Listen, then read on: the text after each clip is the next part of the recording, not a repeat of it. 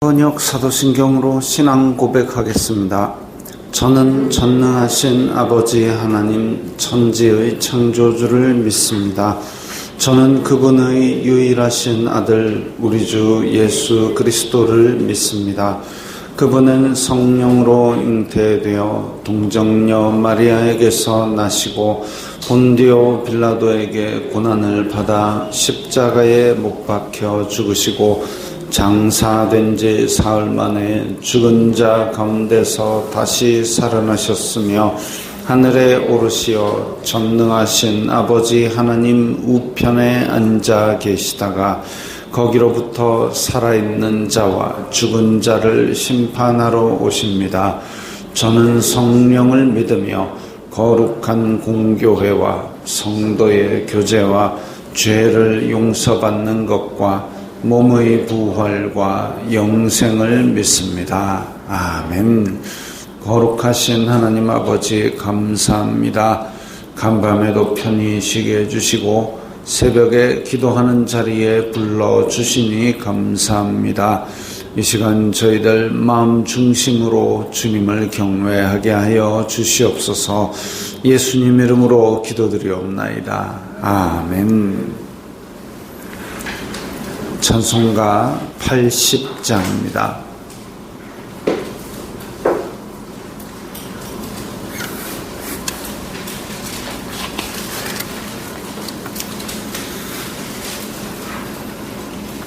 찬송가 80장입니다.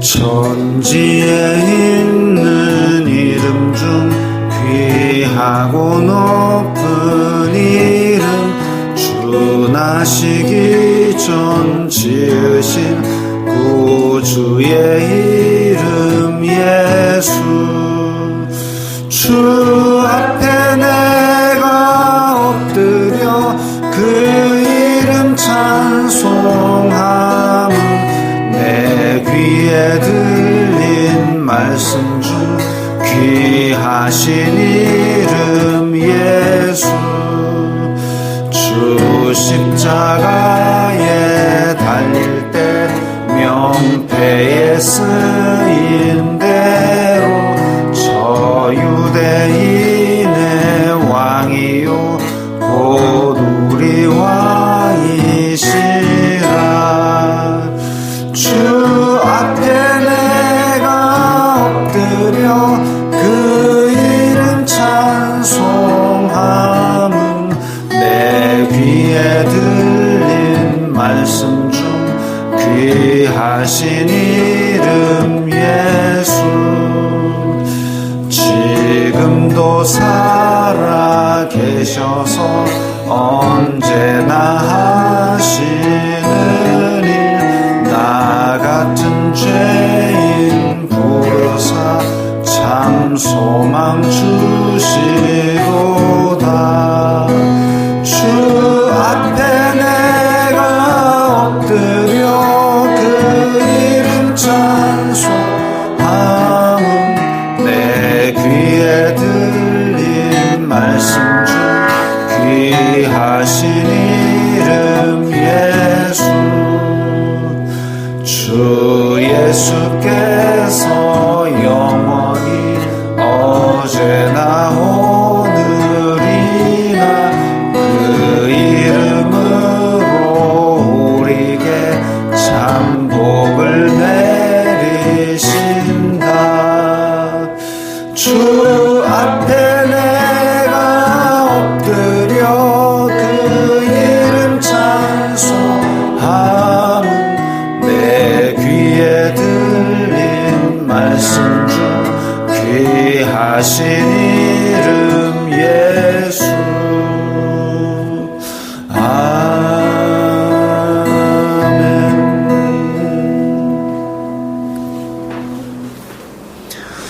오늘 말씀은 로마서 10장 9절부터 15절까지의 말씀입니다.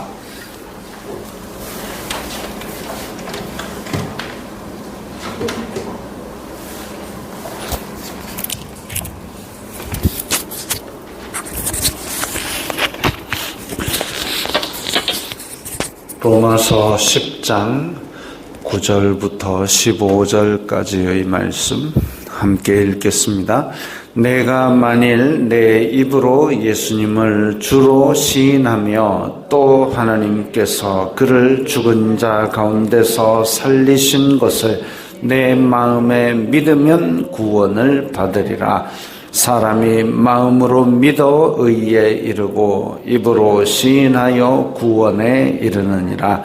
성경에 이르되 누구든지 그를 믿는 자는 부끄러움을 당하지 아니하리라 하니 유대인이나 헬라인이나 차별이 없음이라. 한 분이신 주님께서 모든 사람의 주가 되사 그를 부르는 모든 사람에게 부요하시도다. 누구든지 주의 이름을 부르는 자는 구원을 받으리라. 그런즉 그들이 믿지 않은 자를 어찌 부르리요? 듣지도 못한 이를 어찌 믿으리요? 전파하는 자가 없이 어찌 들으리요? 보내심을 받지 아니하였으면 어찌 전파하리요? 기록된 바 아름답도다 좋은 소식을 전하는 자들의 발이여 함과 같으니라. 아멘. 네, 앞에서 있었던 말씀과 연결되는 내용들입니다. 내가 만일 내 입으로 예수님을 주로 시인하고 마음에 믿으면, 마음으로 믿고 입으로 시인하고, 이것이 유대인들이 자기의 열심을 막 다해서 율법을 지키는 것보다 구원에 이르는 확실한 방법입니다. 율법을 하나님께서 주셨는데 율법으로 의롭다함을 얻을 자가 아무도 없다 그랬습니다. 그러면 아니 사람이 지키지도 못할 율법을 왜 주셨느냐? 율법 때문에 우리가 정죄를 받게 되었네? 근데 그렇게 해서 아무도 못 지켰으면 모르겠는데 예수님께서는 율법의 요구를 완전히 이루셨습니다. 사람이 못 지키는 걸 왜 줬냐라고 할 수 있는 변명의 여지가 없게 만드는 거죠. 예수님은 육신을 입고 오셨는데 나 다 지켰다 라고 하니까 변명의 여지가 없습니다. 그래서 율법의 마침이 되셨죠.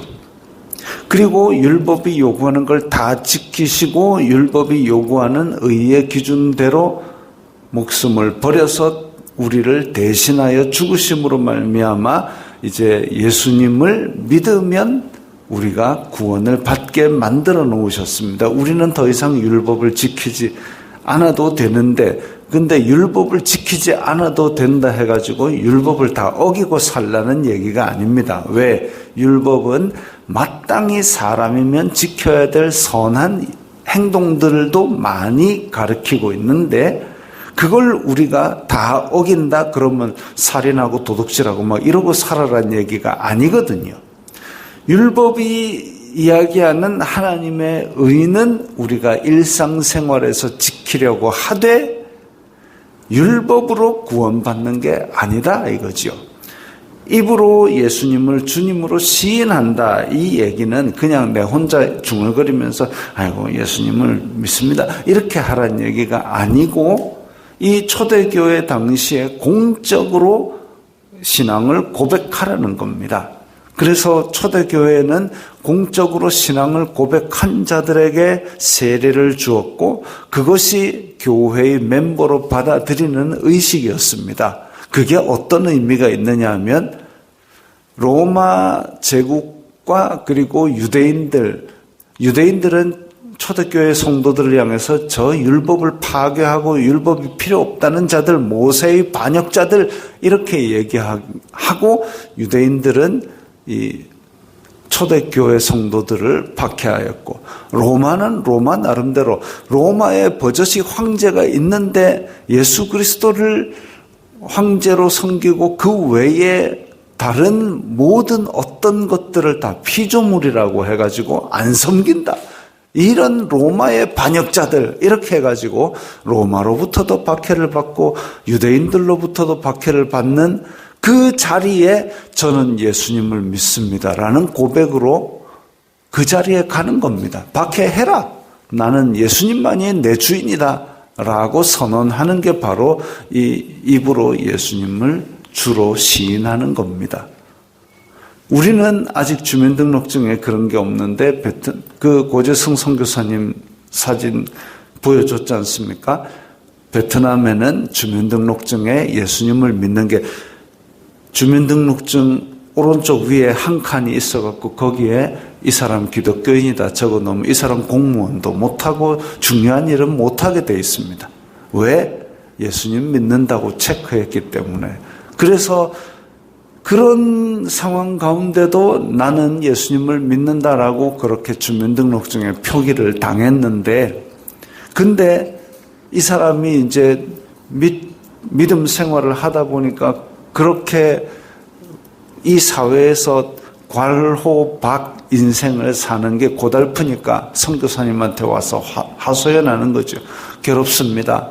내가 이거 예수님, 당신이 전한 예수님 때문에 이제 생계가 막막하게 되었으니까 내 생계 책임지시오 라고 그렇게 요구까지 할 정도로 그렇게 힘든 삶을 삽니다.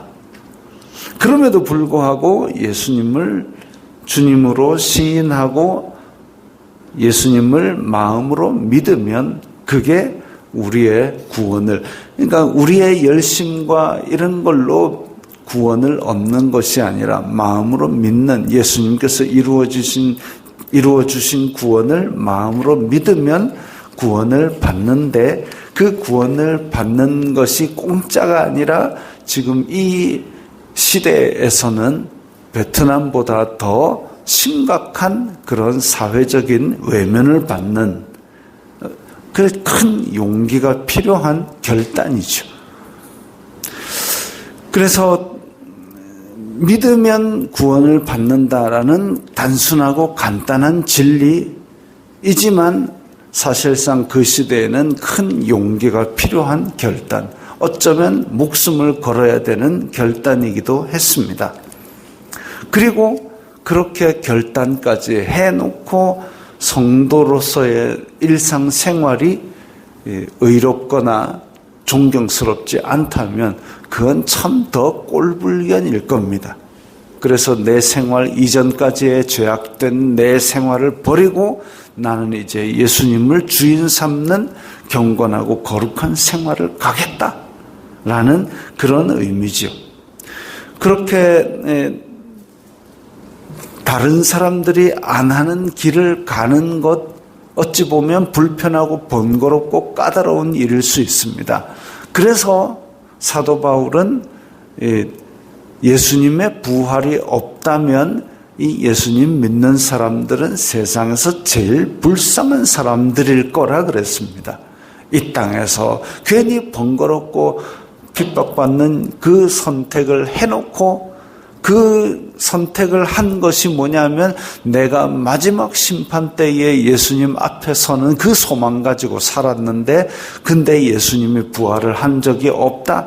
우리의 신앙이 헛것이다 라고 하면 이 인간들이 제일 불쌍한 인간이다 이거죠.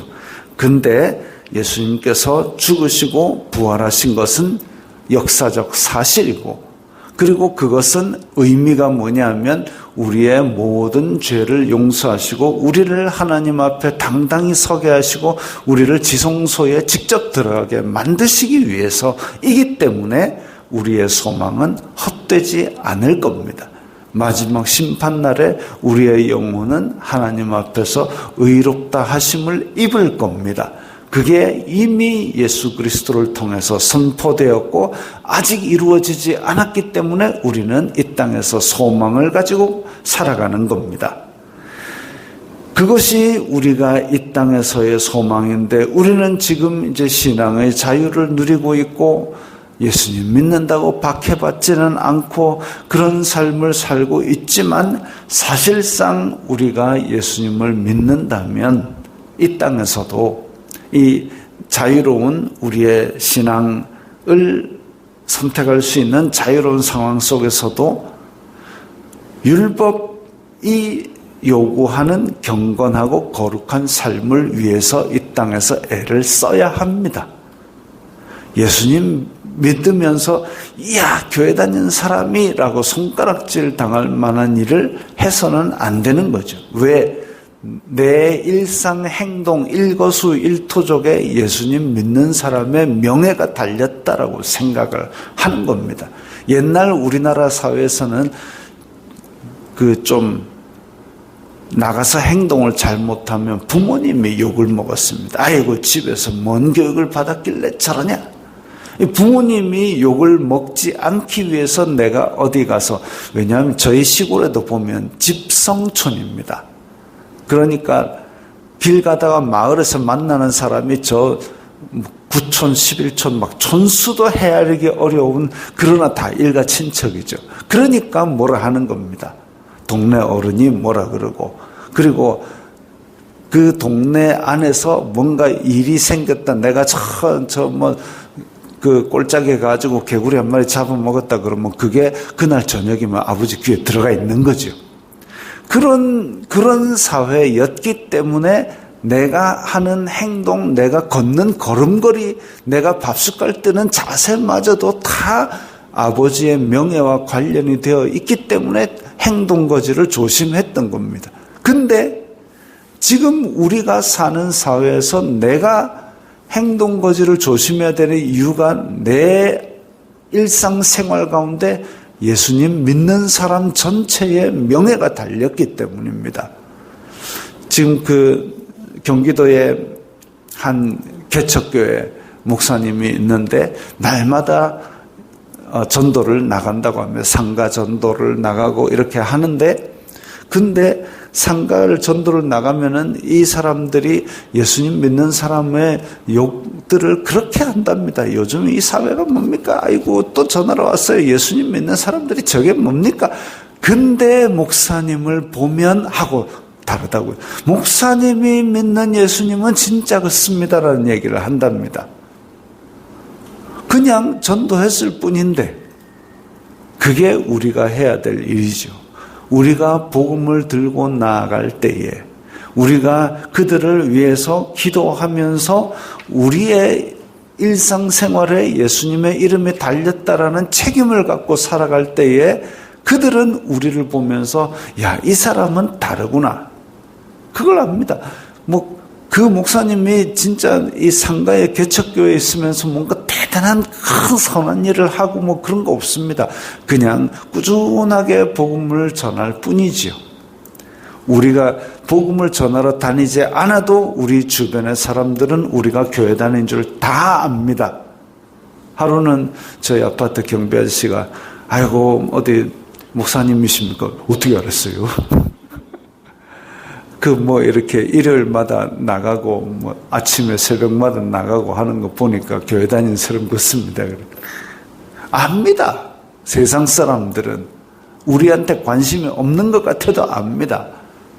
그러면 우리가 어디 쓰레기를 함부로 버릴 수가 있겠습니까? 아니면 옷차림이나 걸음걸이를 흐트러지게 할 수 있겠습니까? 우리의 일거수일투족 누가 봐도 보고 있습니다. 그걸 가지고 우리는 예수 그리스도의 명예를 우리 몸에 지니고 살아간다고 생각하는 거죠.